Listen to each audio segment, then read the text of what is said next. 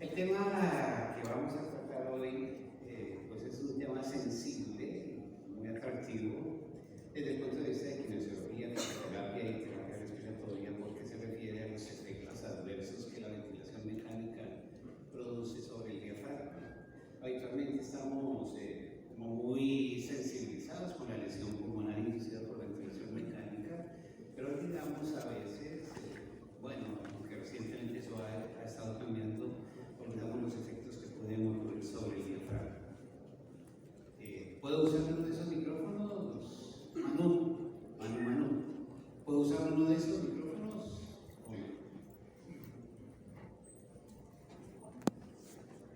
Es que se siente uno atrapado.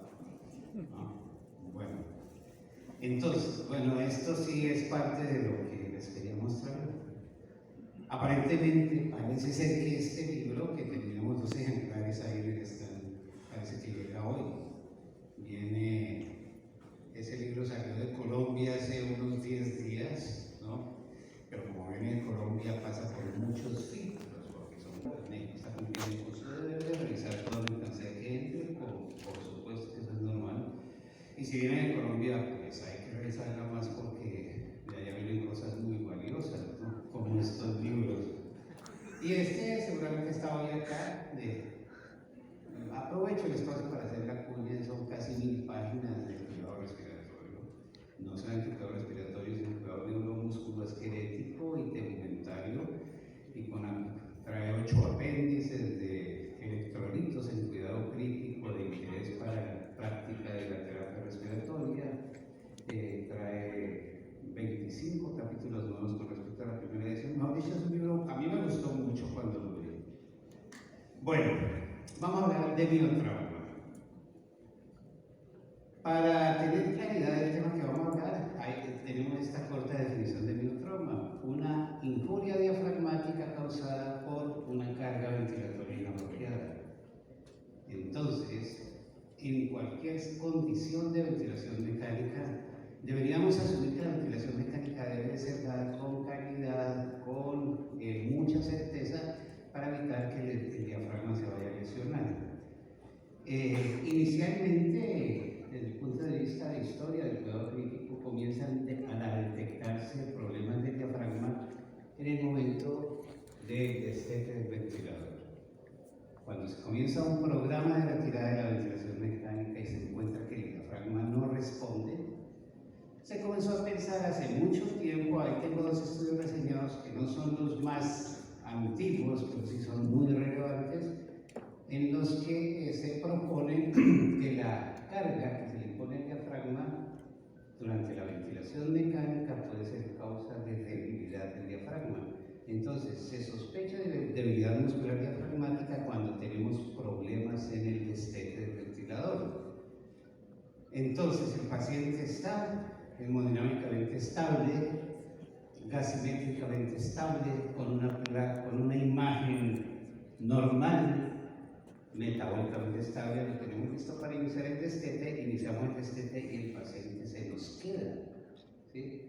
Y eso es una catástrofe en cuidado intensivo, porque un paciente que se nos queda y se nos comienza a ir a ventilación mecánica prolongada es un paciente que eventualmente puede tener complicaciones. Complicaciones del decúbito, por ejemplo, una escara se desgrava en un paciente que está saliendo de un evento agudo crítico, o complicaciones de otra índole. Bueno, entonces, como recomendación, siempre que tengan un paciente en ventilación mecánica, evalúen los factores de riesgo que pueden conducir a debilidad muscular. Y obviamente, para evaluar los factores de riesgo, ustedes deben tener acceso a una serie de test y medidas que les digan efectivamente tenemos un problema de debilidad muscular diafragmática. Se ha asociado entonces la debilidad muscular diafragmática a el destete prolongado, el destete difícil, ¿no? Cuando tenemos un destete prolongado o un destete difícil, es casi que seguro que estamos frente a un problema en el que la debilidad muscular diafragmática está presente. Entonces surge inmediatamente ante la sospecha la propuesta terapéutica. ¿Qué hacer frente a un diafragma que está comprometido? Evidentemente, la primera estrategia debería ser preventiva, pero si no logramos prevenir durante el periodo de ventilación mecánico, pues tenemos que entrar a intervenir ya sobre la disfunción muscular. Muy bien.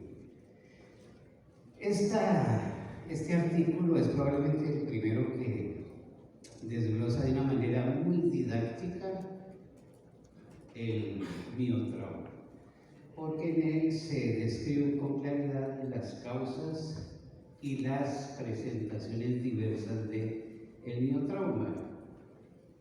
Al revisar este artículo junto con otros que existen en la literatura, se pueden construir los siguientes conceptos. Uno, que existen diferentes tipos de miotrauma. Y esos diferentes tipos de miotrauma se tipifican en 4. El primero de ellos se llama miotrauma por sobreasistencia.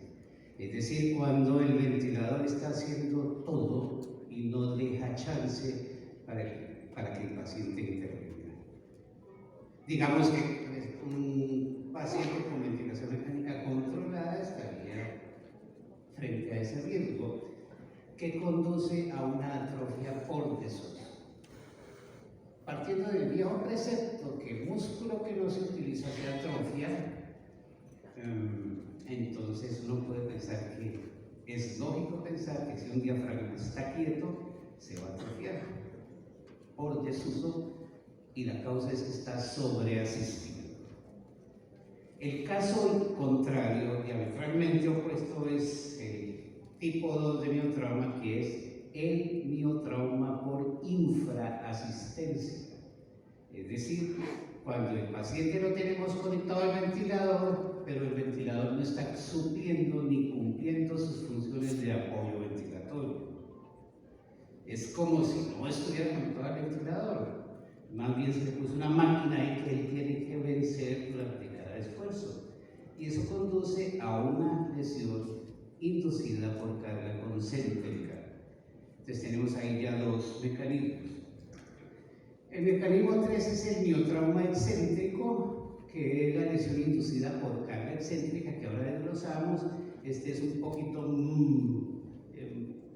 menos fácil de entender, pero vamos a ver que existe una lógica para explicarlo. Y el miotrauma, el mecanismo número 4, que es el miotrauma expiratorio, se produce cuando aparece una atrofia longitudinal que suele ser debida al uso excesivo de presión positiva al final de la expiración, que es, digamos, uno de los efectos adversos de la PIP que debemos considerar cuando tenemos al paciente en ventilación mecánica. Entonces, hasta aquí, ¿qué nos va quedando? Que tenemos un paciente en ventilación mecánica y que este paciente en ventilación mecánica puede ser un candidato a sufrir una lesión diafragmática inducida por el ventilador mecánico.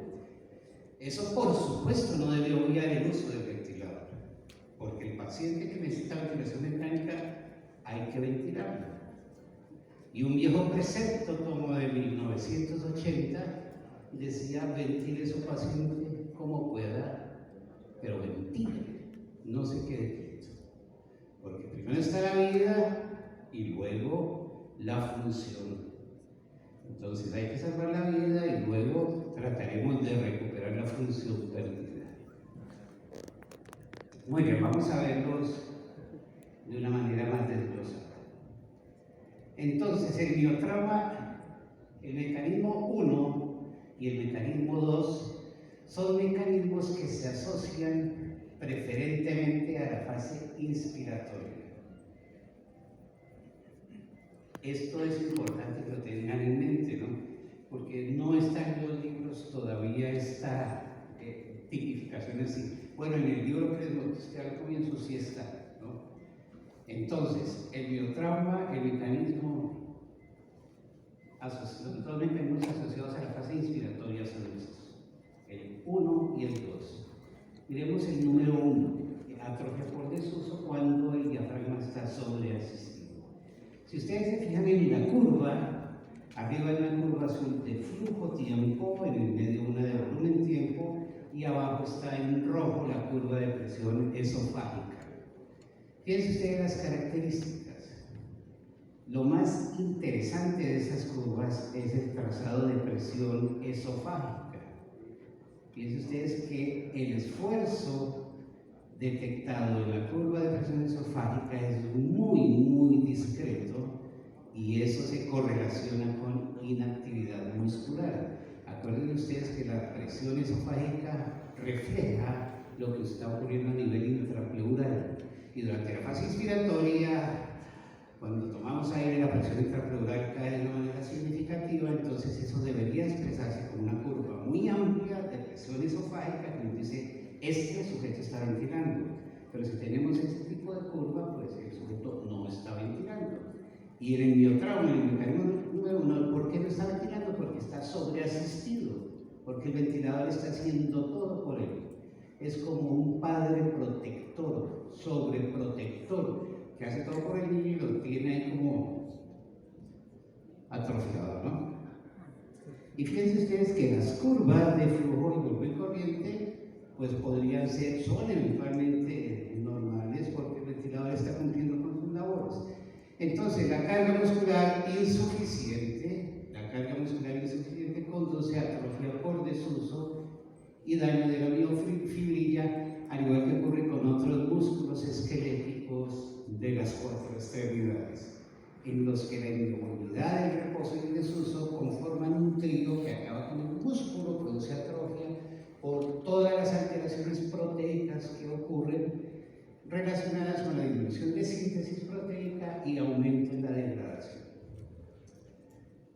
Bueno, esto es, digamos, una diapositiva en la que intento resumir muchas cosas que se han dicho en torno a esta situación. El problema es que la inactividad y la ventilación mecánica conducen a aumento en la proteólisis diafragmática, pero no solamente diafragmática, sino, como les dije, de la totalidad de la musculatura. Y eso conduce a un daño de la miofibrilla que se traduce en debilidad muscular. El problema es fíjense ustedes lo que dice acá: 18 a 69 horas de inactividad diafragmática completa ya nos producen un trastorno de equilibrio proteico muscular, en donde las proteínas contráctiles del músculo esquelético comienzan a afectarse, incluso a desaparecer. Bueno, en esta gráfica lo que hay que tener en cuenta es que tenemos en la parte de arriba la ventilación mecánica controlada, y he dibujado la flecha roja, que no es de la gráfica original, esa la dibujé yo, solamente con el objeto de que recuerden que cuando tenemos un paciente en ventilación mecánica controlada, uno de los resultados puede ser la atrofia muscular, pasando por todas esas vías de degradación proteica. Siempre debemos recordar que el trastorno entre síntesis y degradación, el desequilibrio entre síntesis y degradación de las proteínas musculares, nos conduce a lesión diafragmática. En el mecanismo número 2, fíjense ustedes cómo cambia la curva de presión esofágica. En esta, el esfuerzo muscular es vigoroso, ¿sí? Fíjense ustedes que la curva tiene una amplitud bastante importante y muy amplia con respecto a la que veíamos en el mecanismo anterior. Esto ocurre en el mecanismo número 2. El diafragma está infraasistido y entonces el paciente tiene que hacer un gran esfuerzo para vencer la resistencia, no solo la que le otorga la vía aérea, sino la resistencia impuesta por el tubo endotraqueal, que es una resistencia bastante elevada. Y entonces el trabajo muscular aumenta porque el diafragma tiene que hacer el intento de llevar volumen a los alvéolos y de pronto está peleando contra una máquina en una pelea en la que puede salir perdedor. Bueno, aquí se produce esto: ruptura de sarcolemas, fatiga e inflamación. Es entonces un serio problema el tener infraasistido a un paciente, porque la lesión, fíjense ustedes que ya, además de anátomo funcional, pues es una lesión tan severa que la recuperación puede ser más difícil. Y más difícil porque recuperar una fibra muscular rota puede requerir incluso reposo mientras se repara, y el reposo es como uno de los enemigos que nosotros tenemos en la unidad de cuidado intensivo. Nosotros como terapeutas, porque el paciente no debe estar en reposo absoluto. Entonces, ¿qué pasa en cuando tenemos un impulso? Es lo que ya dijimos, ¿no? El impulso respiratorio muy elevado conduce a disfunción contráctil y a debilidad muscular. El mecanismo número 3, que es la lesión inducida por carga excéntrica, puede ser un poquito difícil de entender, pero si le ponen atención van a ver que dicen, era así de fácil, porque este es un mecanismo asociado a las dos fases. Fíjense ustedes que uno de los mecanismos de producción se llama el frenado expiratorio. ¿Qué ocurre? Que el diafragma durante la expiración se contrae. Fíjense la paradoja, el paciente está en fase expiratoria, pero durante esa fase expiratoria hay una contracción del diafragma en un intento del diafragma por preservar volumen intraalveolar, y eso está produciendo la lesión. Porque el paciente está en fase expiratoria, están activados todos los mecanismos de la expiración, el retroceso elástico del tejido pulmonar, estamos en condiciones de máxima tensión superficial alveolar y el diafragma está luchando contra eso para frenar la fase expiratoria.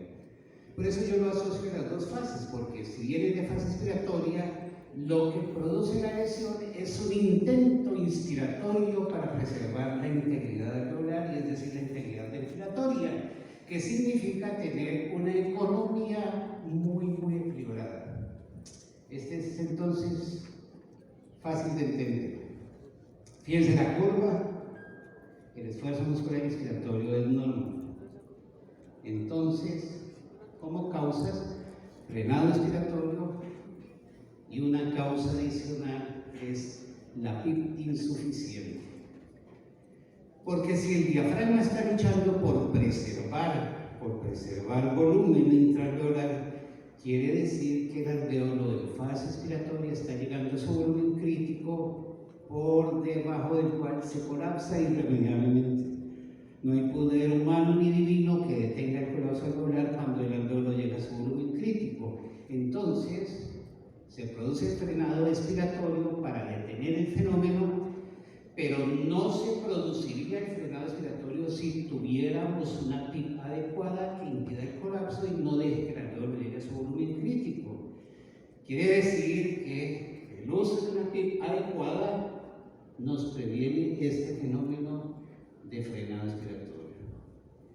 El problema es que la PIP, si bien previene esto, puede ser causa de otro problema.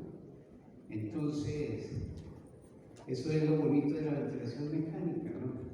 Que lo mantiene a uno dinámico, ¿no? Un turno en la UCI es para estar trabajando realmente, ¿no? Si tenemos pacientes ventilados. Eso es el frenado expiratorio. Listo. Las disincronías son también causa de este mecanismo número 3, ¿sí? Sobre todo algunas asincronías, no todas. La activación ineficaz, el disparo perdido, el disparo que no, la contracción del diafragma que no genera una respuesta adecuada. Esa, ahí está señalado con las flechas rojas, los intentos del diafragma por ventilar que no producen la respuesta que estamos o que el paciente está percibiendo.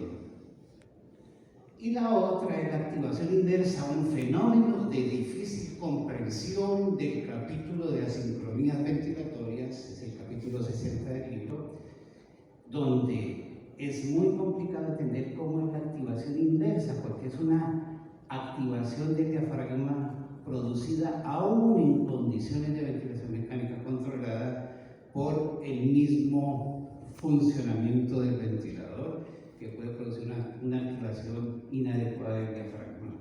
Ahí están las curvas, y entonces existe un conflicto entre el esfuerzo inspiratorio neural y el esfuerzo mecánico o la actividad mecánica del sujeto.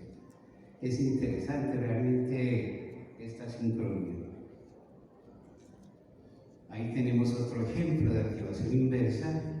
No me detengo mucho en estas diapositivas porque las asincronías dan para una charla, digamos, muy amplia para entenderla, pero sí los invito a que lean el capítulo de asincronías, no en el libro que les mostré, en cualquier texto, en cualquier artículo. Hay mucha literatura en este momento acerca de asincronías, a pesar de que es un fenómeno que se maneja hace unos 10 años con mucha propiedad, pues la gente aún tiene dificultades en la detección de asincronías, ¿sí? Los que trabajan en un CIAGANET piensen en este momento con qué frecuencia están en sus unidades detectando asincronías, y si realmente se están detectando, si hay un programa de detección y corrección de asincronías, porque en este momento una de las causas de muerte de los pacientes ventilados mecánicamente son las asincronías. Bueno, piense que dentro de las consecuencias de las asincronías son muchas, pero el estrés del diafragma y el daño funcional y anatómico de la fibra muscular es relevante. Bueno, el cuarto mecanismo, esto es para salir de la parte introductoria de la charla, ¿no? Para comenzar. El cuarto mecanismo es el que se asocia específicamente a la fase expiratoria que produce una atrofia, a la fase expiratoria que produce atrofia longitudinal y se asocia al uso inadecuado de la PIP. La PIP tiene muchas particularidades. La PIP es un parámetro de presión que protege al alveolo del colapso, aumenta la capacidad funcional residual, mejora la oxigenación, entre otros beneficios, ¿no? Pero como todo en ciencias de la salud, una oferta terapéutica puede tener consecuencias perjudiciales. Sabemos que, por ejemplo, disminuye el retorno venoso y eso puede ser consecuencia de disminución del gasto cardíaco. Eso lo sabemos desde hace mucho. Sabemos que la PIP puede ser una causante de aumento del estrés pulmonar, sobre distensión, decíamos en mis tiempos, ahora hablamos más de estrés pulmonar y strain pulmonar, refiriéndonos a tensión y a deformación alveolar. Pero entonces, la PIP acorta el diafragma. ¿Por qué? Porque cuando la PIP se coloca, el diafragma se ve empujado hacia abajo porque los alveolos están insuflando. Es un fenómeno puramente mecánico. Eso produce pérdida del sarcómero, y si hay pérdida del sarcómero, ¿qué pasa? Pues que la longitud de la fibra muscular disminuye y entonces tenemos un problema de debilidad muscular que es, en el contexto de lo que estamos hablando, se denomina miotrauma inspiratorio. Y esta gráfica es clara. Fíjense ustedes que en la posición A tenemos unas condiciones de longitud del sarcómero normales, ¿sí? Están dibujados en rojo 3 sarcómeros en la fibra muscular. En la posición B hay un acortamiento de la fibra por la colocación de PIP. Es un efecto agudo de la PIP producido porque la fibra se acorta, se produce un efecto que no va a ser benéfico, porque la relación longitud-tensión de la fibra muscular comienza a modificarse. En la posición C tenemos dibujado un efecto a largo término de la PIP. Fíjense ustedes que la longitud de la fibra muscular permanece igual, pero ya ha desaparecido un sarcómero. ¿Sí ven? Que ya no existen los tres, sino que tenemos en este momento dos sarcómeros. Desapareció uno por el uso prolongado de la piel y la fibra muscular sigue estando corta. Y en la posición de cuando se retira la piel, porque estamos en destete del ventilador o porque ya vamos a masturbar al paciente, pues la fibra recobra su posición original, pero fíjense ustedes que la recobró perdiendo un sarcómero. ¿Y eso en qué se traduce? En debilidad muscular. Es un diafragma no apto para asumir las condiciones de la ventilación espontánea. Entonces la idea es preservar el diafragma, así de sencillo. Si la charla terminara aquí, podríamos decir, la idea es protejamos el diafragma, ¿no? Pero como no termina aquí, porque realmente aquí comienza, vamos a desarrollarla. Esto es más de lo mismo, ¿sí? Como para ampliar la información de lo que ocurre con la piel. Son diferentes estudios mostrando lo mismo, los efectos de la piel sobre la fibra. Resumen del mecanismo, bueno, yo creo que esta diapositiva ya la han visto muchas veces en la charla anterior que la pusieron, en charlas de David, porque es una diapositiva que dibuja muy bien los efectos adversos de la ventilación mecánica sobre el pulmón y sobre el diafragma. Fíjense ustedes que todo lo que está ahí, casi todo lo que está ahí corresponde a efectos de la ventilación mecánica sobre el pulmón. Y lo que está en el recuadro rojo corresponde a efectos de la ventilación mecánica sobre el diafragma. Digamos que gráficamente podríamos decir que es más compleja la lesión pulmonar asociada a la ventilación mecánica que la lesión pulmonar, que la lesión diafragmática asociada a la ventilación mecánica, sin que eso signifique que la lesión diafragmática sea fácil de abordar, fácil de entender o que no produzca efectos deleterios. De hecho, los produce. Puede ser el punto de partida de complicaciones serias. Es más importante, si tuviéramos que escoger entre proteger el pulmón y o proteger el diafragma, la evidencia disponible nos dice que es preferible priorizar la protección pulmonar. Es decir, si estamos en el ámbito de protección pulmonar, tendríamos que, y tenemos que utilizar parámetros de ventilación excesivos o inadecuados, entonces tendríamos que sacrificar diafragma en aras de la conservación de la funcionalidad pulmonar. Porque en última lo que salva al paciente es un pulmón indemne, ¿no? Y ya cuando tengamos un pulmón indemne con diafragma comprometido, pues ahí está el equipo de rehabilitación para que trabaje sobre ese diafragma. Bueno, esto es más de lo mismo, no va a tener muchas cosas. Hasta aquí podríamos mencionar 4 consecuencias importantes del miotrauma. Prolonga la dependencia del ventilador, por supuesto, si tenemos un músculo incapaz. Si no tenemos quien produzca el movimiento de gases, pues se nos va a prolongar la dependencia del ventilador. Hay capítulos enteros de dependencia del ventilador, ¿no? Las unidades de Remeo que existen en Sudamérica, no sé si en México existan, son esas unidades donde se derivan los pacientes conectados al ventilador mecánica que entraron en el capítulo de incapacidad total para el destete del ventilador. Entonces se van a olvidar de esta, y hay unos trabajos magníficos de fisioterapia que en 6 o 8 meses logran liberar al paciente de la ventilación mecánica. Pero imaginen lo que significa en costos, ¿no? Bueno. Aumenta la duración de la estancia hospitalaria, por supuesto, un sujeto que está conectado a ventilación mecánica prolongada pues va a estar más tiempo en el hospital. Y si es un sujeto que está cubriendo de su bolsillo los costos, pues va a quebrarse él y va a quebrar a la familia, ¿no? Y a veces los sistemas de seguridad pues generan obstáculos para mantener estos pacientes.